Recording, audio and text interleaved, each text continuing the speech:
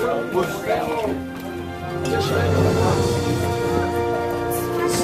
want to try to get everybody in here and then tell them? See that cable? Okay, everybody's got a crowd in here.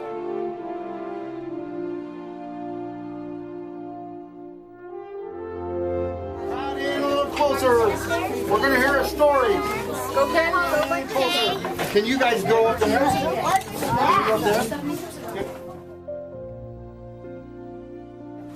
This is my good friend J.C. Stimson.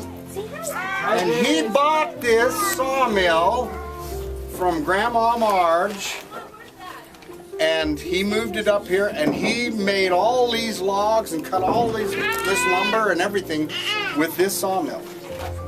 And he turns it on every year. And he brings all of his grandkids in here and works them like dogs. But this used to be Grandpa Barney's sawmill. And this thing right here in the center with the handles and stuff on it is called a carriage. Can you guys say carriage?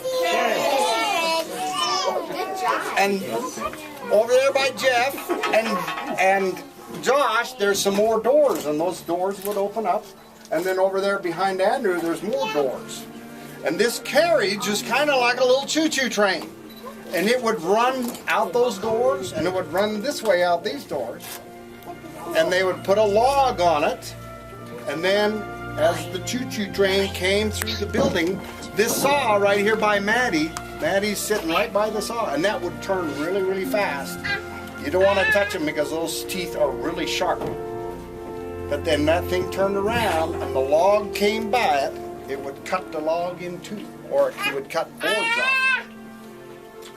And then when you cut a board off, then the choo-choo train would go backwards and go back out the building, and then they would move the log over a couple of inches. And then the train would come back through and it would cut a 2-inch board off. And then they'd do it again and again, and they'd cut the whole log up into boards. And that's how he made his living. He'd cut all these boards, and then people would come along and they'd say, I want some boards to build a fence or a cabin or whatever, and they'd sell him the boards, and so this is how they made their living. He's going to move it like pretend there was a log on it. Don't. Well, what this will do is move them back, releases all those things, and then as you cut through, we use this. The sawyer will use this gauge. See, sawyer stands down here. Use this gauge here. And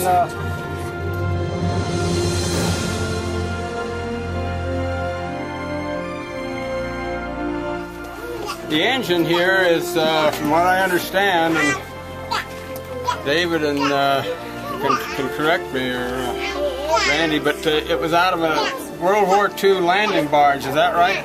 That's what I was told, anyway.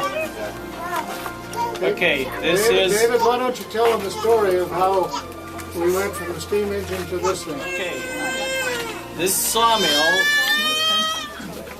our dad built. What you're looking at is a steel framework here that he replaced the wooden one. The wood one was there and he built this. And then we had a steam engine that did the power. And he went up to Seattle and he bought this 671 GMC diesel engine that went out of a landing craft. It was a naval landing craft. He bought the engine and they sent it down here. It was surplus World War II. Yeah, World War II surplus stuff. So it dates back to 1943 or 2 or 1, somewhere back in there.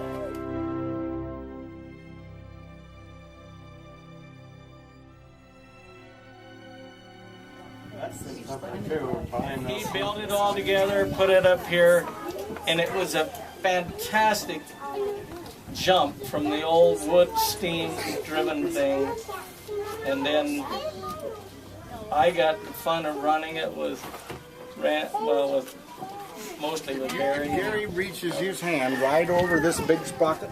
On the inside of that frame, right there, it says South Lumber, upside down. Right here. Yep.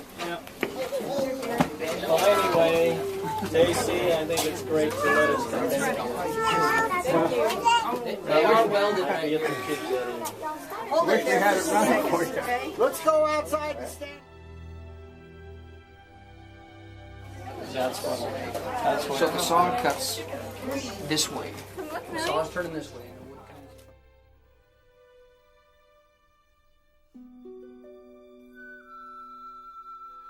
You pull these back far enough that the log will fit there.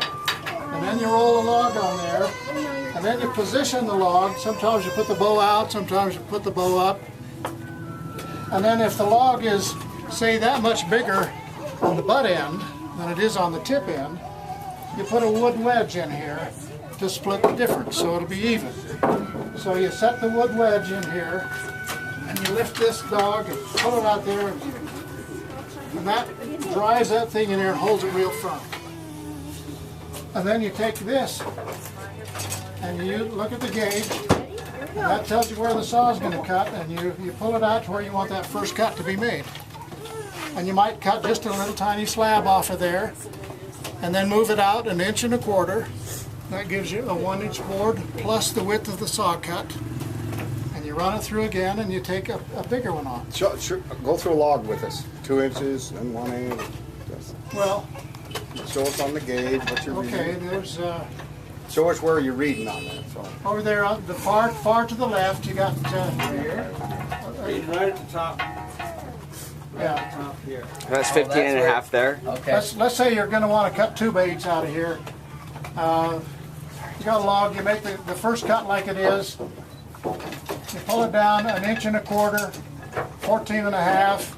Make another cut. Okay, go through the dog motion again. Okay, you'd You reset that every time? you pull the dog up, Only when it gets too close, I you think. turn the log over, set it up there, set the dog back down, anchor it here, and then this is what drives the dog down in there. Oh, That's a good, you just slam that down in it.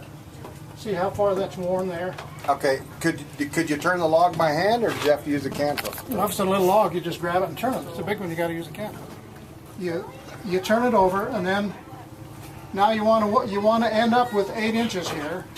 So you want 9 1/4 or 10 and a half. You might take 2 boards off. So let's go to let's go to 11 3/4. You go through and you make a cut, bring her back, and then ratchet it up to. I read that wrong. There's 10 and a half. You make a cut there. You bring it up to. I was wrong. No, that's right. There's 9 1/4. You make a cut there. I was wrong. Anyway, you bring it up there. Let's say you're going to cut 6 inches now. So there you got. Now you cut 6 inches, and you got a flat cut on both sides of it. Then you bring it back. You roll the thing back here like this now. And When you roll it back, does the log automatically flop down? Yeah, you'd lift the dog first. Or maybe not. You can just sometimes just roll it, and the dog will pull it over. So you just pull it back, the log flops down again, and then you start over again. And you can cut 2 by 6s. This time you're going to move it 2 1/4 inches, and you get a 2 by 6. Or if you're going to cut a house log, you want 5 1/2 inches for the house log. So you cut it down to where you get 5 1/2 inches left. And how small could you cut it? Can you leave 2 inches of wood on there? 2 inches. But not 1. I've cut them down to about 1 1/4 inches, but you want to be really careful. Remember, your logs were, a lot of them were drug through the sand, I think, to get onto the skids. Or one time, what we found over here was that this had actually been, the logs turning on here with grit and stuff in them had actually worn this down. So we had this welded back up flat here, and this welded back flat. That's how much wear over the years had been on that thing. So you